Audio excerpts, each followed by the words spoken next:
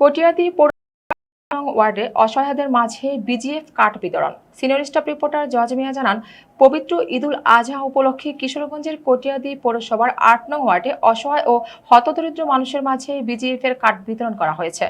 শনিবার দিনব্যাপী পৌর বিএনপি ও এর অঙ্গ সহযোগী সংগঠনের নেতাকর্মীরা বাড়ি বাড়ি গিয়ে 290টি বিজিএফ কার্ড সুবিধাভোগীদের হাতে পৌঁছে দেন। আয়োজকরা জানান, প্রধানমন্ত্রী তারেক রহমানের উপহার হিসেবে এসব কার্ড বিতরণ করা হচ্ছে, যাতে দরিদ্র পরিবারগুলো ঈদ আনন্দ ভাগাভাগি করতে পারে।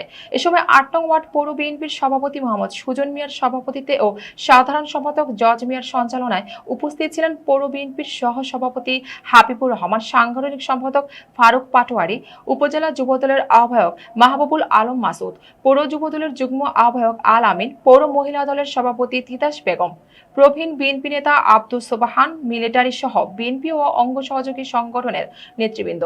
বক্তারা বলেন, সমাজের অসহায় ও নিম্ন আয়ের মানুষের পাশে দাঁড়ানোই তাদের মূল লক্ষ্য। ভবিষ্যতেও এ ধরনের মানবিক কার্যক্রম অব্যাহত থাকবে বলে তারা আশাবাদ ব্যক্ত করেন। আমরা বাংলাদেশ সরকারের বিজিএফ কার্ড প্রতি ঈদুল ফিতর এবং ঈদুল আজহা উপলক্ষে কিছু কার্ড বরাদ্দ থাকে গরিব জনসাধারণের জন্য। সেই কার্ডগুলো এখন আমরা সম্মিলিতভাবে এই ৮ নং ওয়ার্ডবাসীর পক্ষ থেকে আমরা তাদের মধ্যে বিতরণ করলাম।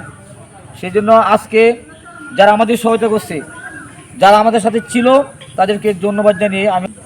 আপনারা জানেন যে হালুয়াপাড়া আমাদের সবচেয়ে একটা অবহেলিত এলাকা। দীর্ঘদিন এই হালুয়াপাড়া একটা বিএনপির ঘাঁটি। এই হালুয়াপাড়ার কোনো উন্নয়নের চোয়ার লাগে নাই। হালুয়াপাড়ার মানুষ অবহেলিত। বিগত দিন আওয়ামী লীগ সরকার আমলে দেখা গেছে যে বিজেপির কার্ডগুলো বৈষম্যের শিকার হয়েছে হালুয়াপাড়ার মানুষ। আমাদের এই বিএনপি সরকার গঠন করার পরে আমরা যতটুকু চেষ্টা করছি যে হালুয়াপাড়া মানুষের উন্নয়ন করার চেষ্টা করতেছি এবং চেষ্টা করে যাব। আগামী দিনে আমাদের হালুয়াপাড়ার যে একটা রাস্তা, আমরা খুবই অবহেলিত এবং হালুয়াপাড়া মানুষ এই রাস্তাতে চলাচলে অনুপযোগী হয়ে গেছে। আগামী দিনে আমাদের মাননীয় সংসদ সদস্য সাহেব এই এলাকায় 2বার এসেছে, তিনি অবগত আছেন।